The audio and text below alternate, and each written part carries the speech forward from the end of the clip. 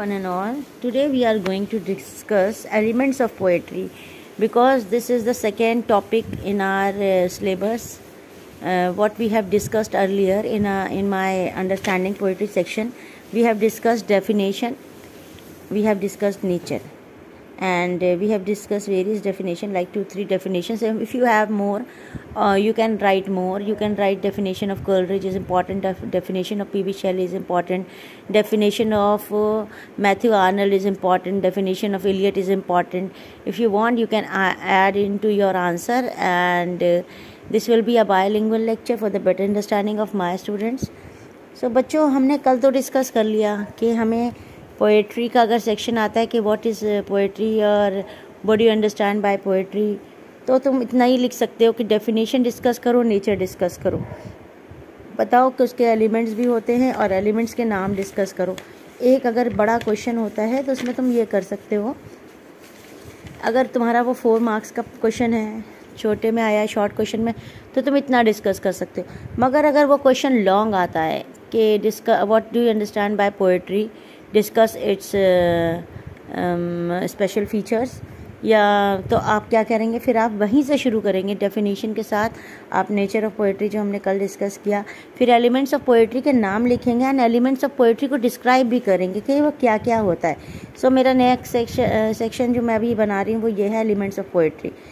Elements of poetry में क्या क्या आता है आप एक सीरीज से लिखेंगे: rhythm, rhyme, alliteration, assonance, stanza, imagery, diction. So first of all rhythm क्या होता है, अब आप एक्सप्लेन भी कर रहे हैं रिदम को, तो रिदम क्या होगा. Rhythm is a literary device which demonstrate the long and short patterns through stress and unstressed syllables, particularly in verse form. Rhythm in written act as a beat does in music. The use of rhythm in poetry arises from the need that some words are to be produced more strongly than others. They might be stressed for a longer period of time. So rhythm क्या होता है, हम music create करते हैं. हम music create करते हैं, जैसे म्यूज़िक में जो बीट का काम होता है ना, कि बीट म्यूज़िक को और ज़्यादा एक्सपेंसिव बना दे, अच्छा बना दे, गुड टू ईयर्स बना दे, वैसे ही उसका काम होता है रिदम का कि पोइट्री को और एक्सपेंसिव और गुड टू ईयर्स बना दे, आपको सुनने में ज़्यादा सही लगने लगे. तो उसमें क्या होता है कि जो आपके वर्ड्स होते हैं उसमें कुछ किसी वर्ड्स पे बहुत ज़्यादा स्ट्रेस दे रहे होते हैं और किसी वर्ड पे अनस्ट्रेस कर रहे होते हैं. इससे क्या होता है, एक रिदम तैयार होती है. जैसे two households both alike in dignity in fair Verona where we lay a scene from incident great break to new mutiny, where, इस तरह से कि आप उसमें सुनने में वो ज़्यादा अच्छा लगने लगे.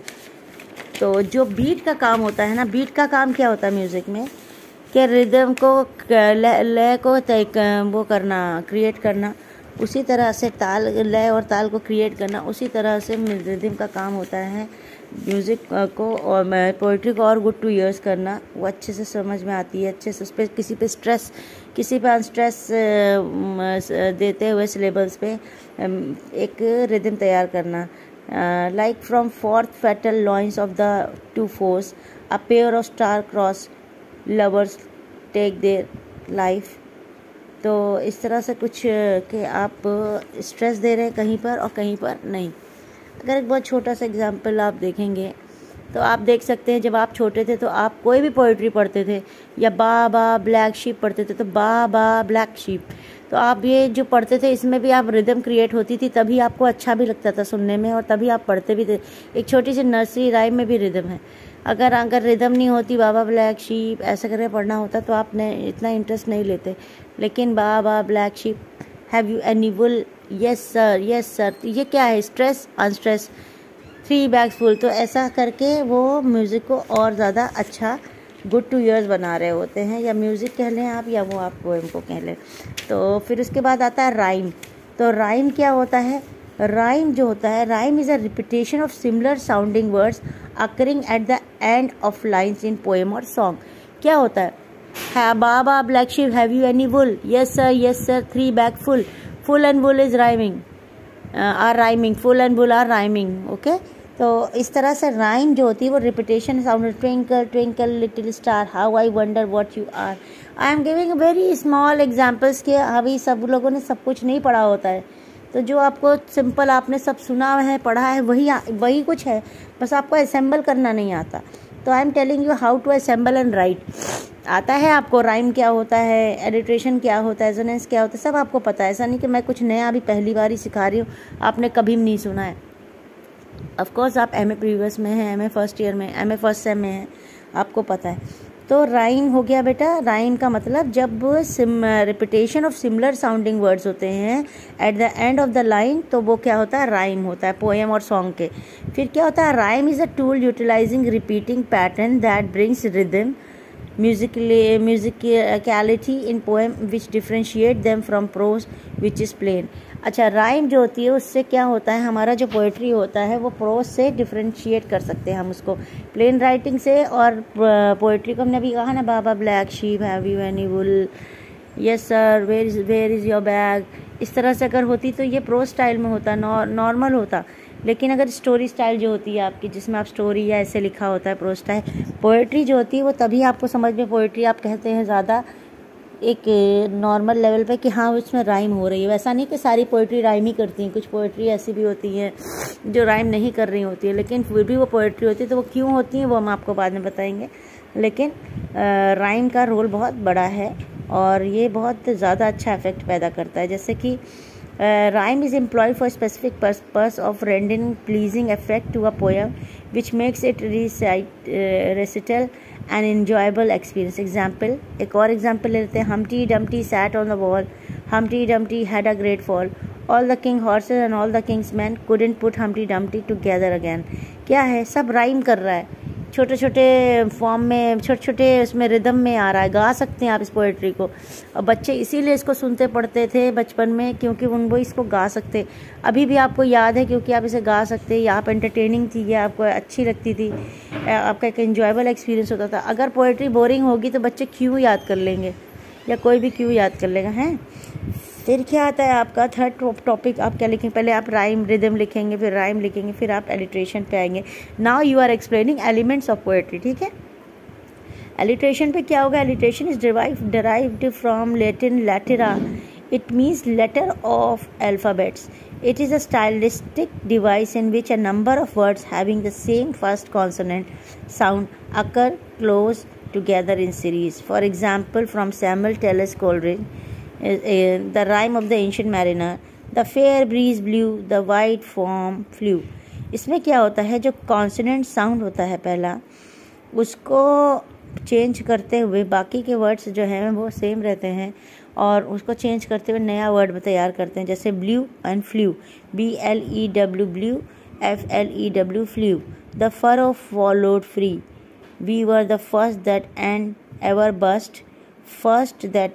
Bast into the silent sea. तो अब आप देख रहे हैं कि कैसे प्रोड्यूस किया जा रहा है, क्या एलिट्रेशन के साथ इफेक्ट कहाँ पर प्रोड्यूस किया, एक ब्लू एंड फ्लू। जब शुरू का वर्ड कॉन्सोनेंट होता है उसको चेंज करते हुए हम नए वर्ड्स, नए उसी स्पेलिंग के नए वर्ड्स बना देते हैं। ब्लू और फ्लू दोनों चेंज कर दिया, B और F लगा दिया तो ब्लू और flu.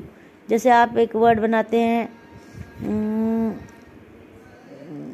Cat and mat, cat and mat बनाते हैं, MAT मैट होता है, लेकिन मैट जो है ये वो हो गया,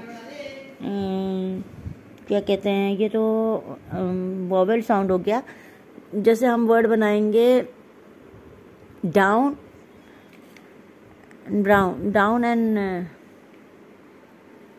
एंड आप कुछ और वर्ड बना सकते हैं, डाउन एंड ब्राउन में आ जाएगा। लेकिन ऐसे आप क्लस्टर से नए वर्ड, आपने कॉन्सोनेंट हटा के नए वर्ड बना देते हैं, ताकि इससे भी इफेक्ट तैयार होता है, उसको हम एलिट्रेशन कहते हैं।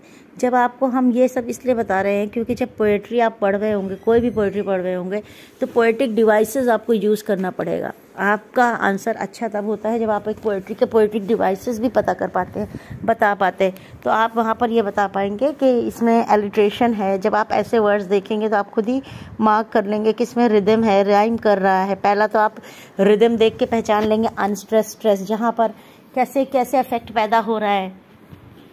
बाबा black humpty dumpty had a good fall, और फिर आप राइम देख के पहचान लेंगे कि ये मैच कर रही है नहीं कर रही है। एलिट्रेशन देख के पहचान लेंगे अगर ब्लू फ्लू ड्रू इस तरह के वर्ड्स आ रहे होंगे तो आप ऐसे ही पहचान लेंगे क्या एलिट्रेशन है, इसमें कॉन्सोनेंट साउंड का रिपीटेशन है। फिर अब आया एजोनेंस। एजोनेंस क्या होता है? Assonance takes place when two or more words close to one another repeat the same vowel sound but start with different consonant sound. Assonance is primarily used in poetry in order to add rhythm and music by adding an internal rhyme to a poetry. For example, William Wordsworth से एक example लेते हैं assonance का। Assonance to create an internal rhyme in the poem daffodils. I wander lonely as a cloud that floats on high over vales and hills. When all at once I saw a crowd, a host of golden daffodils, beside the lake beneath the tree, fluttering and dancing in the breeze. तो इसमें देखिए आप assonance create किया जाता है। Assonance मतलब क्या होता है? जब दो और ज़्यादा words close to one another repeat the same vowel sound. जैसे आपका होता है सेम वोबल साउंड में मैं इसमें आपको बताऊं कौन सा एग्जांपल दूं जिससे आप समझ जाएं बहुत ईजिली। ये भी राइम एंड रिदम क्रिएट करने के लिए होता है पर ये सेम वोबल साउंड यूज़ कर रहा होता है और वो से जो एलिट्रेशन होता है वो सेम कॉन्सोनेंट साउंड यूज़ कर रहा होता है। तो आप यहाँ पर देख लीजिए assonance to create an internal rhyme in the poem daffodils. अच्छा आपको मैं बताती हूँ इसमें एक और चीज़ आपको याद करने के मतलब एलिमेंट होता है स्टैंजा। स्टैंजा जो होता है in poetry, a stanza is a division of 4 or more lines having a fixed length, meter और rhyming scheme। एक स्टैंजा जो होता है वो सेम लाइंस के पैराग्राफ की तरह समझ लीजिए। जैसे आप पैराग्राफ चेंज करते हैं उसी तरह से सेम लाइन का डिवीजन होता है। 4 लाइन अगर ऊपर है तो 4 लाइन के नीचे डिवीजन है, तो सेम लाइंस के डिवीजन होते हैं। आपने पोइट्री पढ़ रखी, आपको पता होता है कि 4-4 लाइन की डिवीजन है, 6-6 लाइन की डिवीजन है। It divides a poem in such a way as does not harm its balance, but rather it adds to the beauty of the symmetry of a poem. 14 lines का एक sonnet है। इस तरह से division करेंगे कि balance भी बना रहेगा और उसमें ब्यूटी भी क्रिएट होगी उसकी पढ़ने में सुनने में। ऐसा नहीं कि 2 लाइन लिखी फिर 6 लाइन कहीं 8 लाइन इधर उधर से लिख दी, तो 10 लाइन या 12 लाइन इधर उधर से लिख दी, ऐसा नहीं। कुछ ऐसा बैलेंस एक सीरीज़ की तरीके से होता है वो कि आपका जो स्टैंजा है उसमें बैलेंस भी बना रहे, उसकी ब्यूटी भी बनी रहे, उसकी सिमेट्री भी बनी रहे। Moreover it allows poet to shift their mood and present different subject matter in the poem. और ये अलाउ भी करता है पोएट को भी कि अपने मूड्स जो उसके आइडियाज़ चेंज हो रहे हैं उसको भी एक्सप्रेस करने के लिए डिफरेंट स्टैंजा यूज़ करे, प्लस वो अपने सब्जेक्ट मैटर को भी बढ़ाता जाए, आगे बढ़ाता जाए। यानी अगर आप ट्रेडिशनल लैंग्वेज में देखेंगे तो काइंड ऑफ स्टैंजा जो आपने सुने होंगे वो है कपलेट्स, 2 लाइन की लाइंस जैसे शायरी होती है, टर्सेट, क्वाट्रेन 3 लाइंस वाली, टर्सेट क्वाट्रेन 4 लाइन वाली, कॉन्ट्रेन 5 हो गया, फिर सेस्टेट ये हो गया 6 लाइन वाला। तो कपलेट जो है वो 2 राइमिंग वर्ड्स होते हैं, उसमें उनके अंदर it consist of 2 rhyming lines having the same metre. 2 rhyming line होंगी, सेम वर्ड्स होंगे, सेम वर्ड्स नहीं, सेम नंबर ऑफ वर्ड्स होंगे। जैसे एक लाइन में 5 वर्ड हैं तो नीचे वाली लाइन में भी एक लाइन में 5 वर्ड होंगे। It is consist of 2 rhyming lines having the same metre. और टर्सेट में क्या होता है? Tercet comprises of 3 lines following the same rhyming. 3 line होंगी, तीनों की सेम राइमिंग होगी और सेम राइमिंग स्कीम होगी। और जैसे ए तीनों ही एक दूसरे से तीनों मैच कर रही होंगी, have a rhyming pattern A-B-A, और या तो ऐसा होगा कि A-B-A, तो ये हो सकता है। और जैसे सब थॉमस वेयर जो है इन्होंने ये टर्सेट जो थे वो 16वीं सेंचुरी में इंट्रोड्यूस किया था।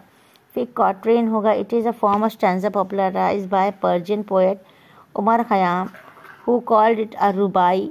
It has common rhyming scheme A-A-A-A-A-A-P-B-A-B-A-B। तो इस तरह से क्वाट्रेन होगा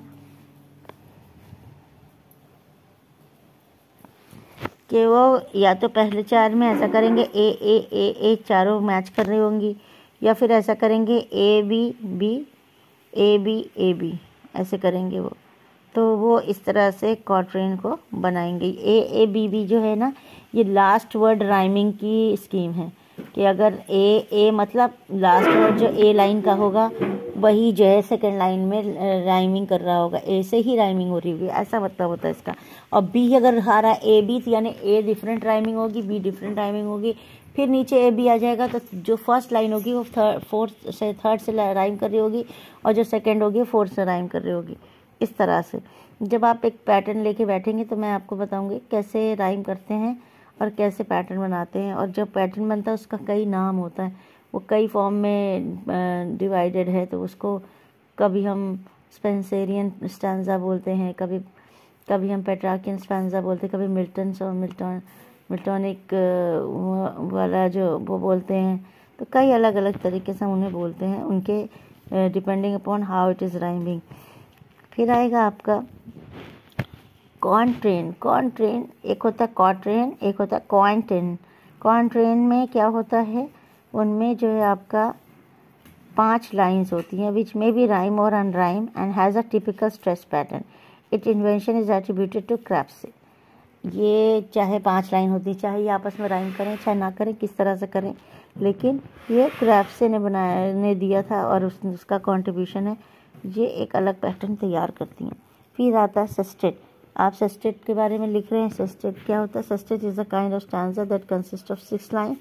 it is second division of Italian or sonnet of Petrarch following an octave, और the first division compromise 8 line. तो सेस्टेट जो है वो 6 है, और अगर ये पेट्रार्क ने दिया था, और अगर इसमें और 4 ऐड करते हैं तो हम एक सोनेट भी देख सकते हैं। सोनेट 4 ऐड करने पे नहीं आएगा, सोनेट आएगा 8 ऐड करने पे। तो वो कहते हैं कि आप और एक अलग पैटर्न देख सकते हैं। और हमने यहाँ पे क्या किया, हमने यहाँ पर rhyme, rhythm, alliteration, assonance, stanza, couplet, और स्टैंजा के अंदर का टॉपिक है कपलेट, टर्सेट, क्वार्टेन, कॉन्ट्रेन, सेस्टेट, ये सब हमने डिस्कस किया। ये मैं आपको तरीका बता रही हूँ कि जैसे आप अपना आंसर कैसे बड़ा करेंगे, कैसे अगर वो 14 मार्क्स का आता है या 17 मार्क्स का आता है तो उसको कैसे एक्सप्रेस करेंगे, कैसे अगर छोटे में आता है तो आप कितना ही लिखेंगे। तो अगर छोटा आता है तो आप लिखेंगे सब कुछ लेकिन बहुत एक्सप्लेन नहीं कर रहे हैं, और अगर आपके पास टाइम है तो लेगा। छोटा आ रहा है तो आप सब पूरा जो हेडिंग्स है वो ज़रूर डाल दीजिएगा, चाहे एक्सप्लेन ना करें। लेकिन जब अगर बड़े में आ जाता है, लॉन्ग में आता है, तो आपको करना पड़ेगा। फिर आपका आता है इमेजरी एंड लास्ट आता है डिक्शन और इमेजरी आप समझ रहे हैं। Imagery means use of figurative language to represent object, actions and ideas in such a way that it appears to a physical senses. ठीक है। And diction can be defined as style of speaking or writing determined by the choice of words by speaker or writer. जैसे कि लोग अपना अपना Dickson use करते हैं, ऐसे वर्ड्स यूज़ करना, ऐसे स्टाइल यूज़ करना कि वो स्टायर करे लोगों के इमोशंस को और वो पोएट्री इफेक्टिव बन जाए। तो आई होप आपको समझ में आया होगा। मैंने बहुत ही सिंपल तरीके से, बहुत ही शॉर्ट तरीके से, बहुत ही वैसे वे में कोई बहुत ज़्यादा एक्सपर्ट तरीके से नहीं पढ़ाया आपको, बहुत ही सिंपल तरीके से आपको बता रही हूँ कि आंसर कैसे फ्रेम करेंगे। बिकॉज़ ये टॉपिक हमारे यहाँ अभी नए हैं, हमारे टर्म में या CBCS वाले चॉइस बेस में नए हैं। आपको आंसर इसके मिल नहीं रहे, कैसे लिखे जाएं, तो आता आपको सब है। मैंने थोड़े थोड़े नोट्स भेज ही रखे हैं। अगर आप ये टॉपिक्स के हेडिंग डाल करके इस तरह से क्वेश्चन फ्रेम करते हैं तो आपका आंसर किसी तरह से भी बुरा नहीं है, एक्सेप्टेबल है। तो मैंने बहुत ही नॉर्मल तरीके से, बिना एक एक्सपर्ट तरीके से पढ़ाए हुए आपको सिर्फ बताया है कि आंसर कैसे फ्रेम करेंगे। ये कोई बहुत अच्छा नहीं पढ़ाया मैंने बस, लेकिन आपको समझ में आ गया हो तो thank you very much. I hope it will be help.